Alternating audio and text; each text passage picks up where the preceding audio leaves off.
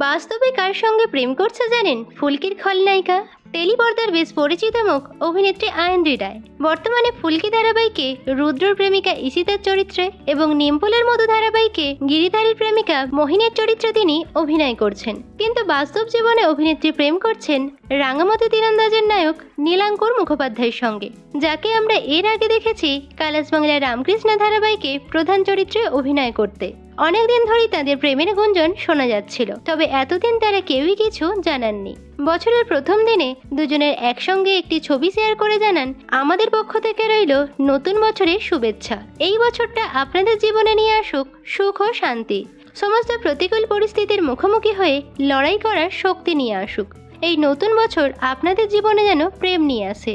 আর তাদের এই ভালোবাসা মাখা পোস্টে ভালোবাসার চিহ্ন এঁকেছেন তার কাছের বন্ধু রিয়াজ লস্কর, সায়ক চক্রবর্তী ও তার অসংখ্য অনুরাগীরা।